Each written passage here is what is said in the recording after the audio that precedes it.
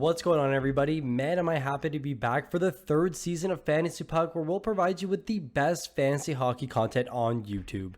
Today's video is going to be about the early round draft strategy, and before we jump in, make sure you toss us a follow on Twitter, subscribe if you're new to the channel, and make sure you jump in our Discord that is full of active fantasy hockey members. Without further ado, let's jump into the optimal early round draft strategy video. I found that draft strategy videos to be one of, if not the most important video for all of our viewers. One of the issues with fantasy hockey, in comparison to a sport like football, is that every league varies in terms of size, rosters, and of course, scoring. For the first part of this draft strategy series, I'm going to look at what you should do with the early picks and the best positions to target to set you up for a solid draft. For round 1, it's relatively simple. You want to draft the best available player, but someone with good reliability and on a team that can produce high offense. You're looking to take the obvious players in McDavid, Matthews, Leon, McKinnon, and Makar. Of these 5, the top 3 is fairly obvious, but a player like McKinnon does possess some risk, given he's missed 25 games over the last 2 seasons. Regardless, a 75-game McKinnon will likely score higher than an 82-game Panarin, for example. Typically for me, defensemen are never really in consideration for a top 5 pick, but Makar can easily be an expectation given the league scoring. If your league weighs heavily on goals and special team points, Makar can easily slide into your top 5. You shouldn't really focus on league given rankings. For example, some leagues may have McKinnon as ranked 10, so you may hesitate taking him in the top 5 because it seems like you're reaching 5 ranks to grab him, but ignore that and focus on the upside and reliability of the player.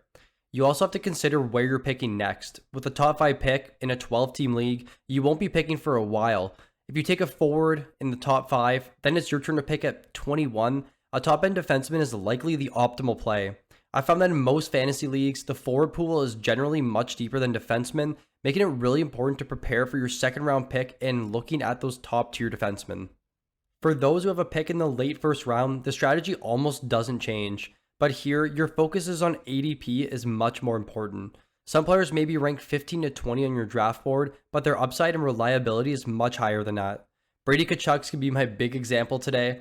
He'd be ranked around 15 to 30, but in leagues that weigh heavily on shots, hits, penalty minutes, Brady's an easy choice for a first round pick. Similar to my point on not taking a defenseman in the first round, I'm on the side of not taking goaltenders in the first round.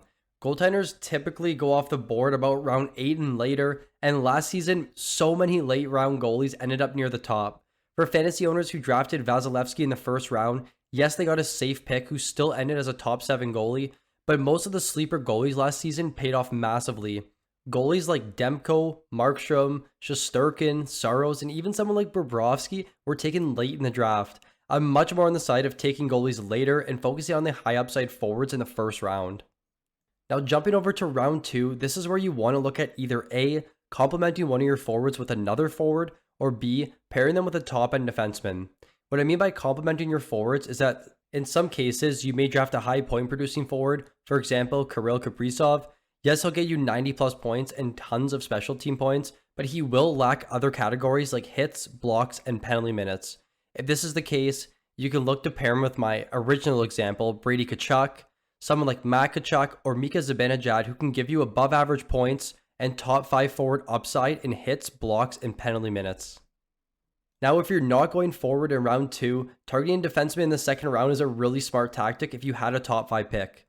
From 20 to 24 in a 12-team league, you can find some of the top-end defensemen, Fox, Josi, Hedman, Carlson, to pair with your forwards.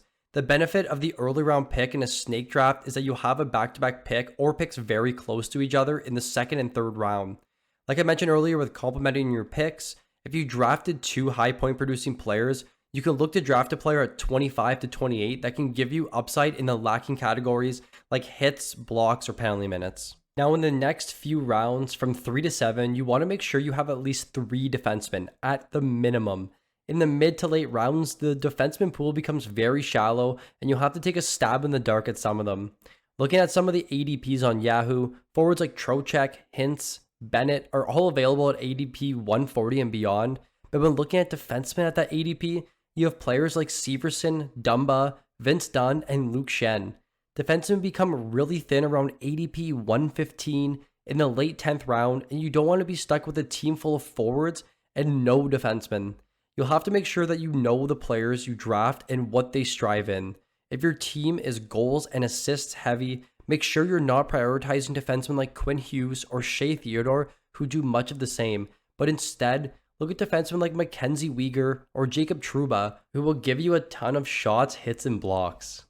There is really no best way to draft in the early rounds, but your focus should be on players that are healthy in the last few seasons, that are on high scoring teams, and you want to make sure that in your first 7 rounds you have at least 3 or 4 defensemen. My point being for these high firing offenses is yes, Patrick Kane has easily been a top 10 player over the last 5 seasons, but will he be this year? He has no supporting cast around him, and the Hawks will likely spend at least 60% of their time in the defensive zone. Teams with these big offenses like the Leafs or Avalanche are much more likely to see their entire roster produce near or at career highs due to the excessive offensive talent around them. I'm not opposed to pairing players on the same teams. This is a very common question. If you grab Pastrnak at 8 and Marchand 18, don't hesitate doing so. And yes, I know Marchand is hurt. It's just an example for this video. You can draft goalies much later than you think. Typically, the high-ranked goalies have more risk or more variance. If there's a player that you really like and you're really keen on taking in your draft, take him 3 to 4 picks earlier than you expect him to go. You don't want to miss out on a player that you like Barkov at 13, and then settle for someone maybe like Johnny Gaudreau. That will do it for the first part of our draft strategy series. If you want more content, make sure you hit that like button and subscribe if you haven't. I look forward to seeing you all in the next one.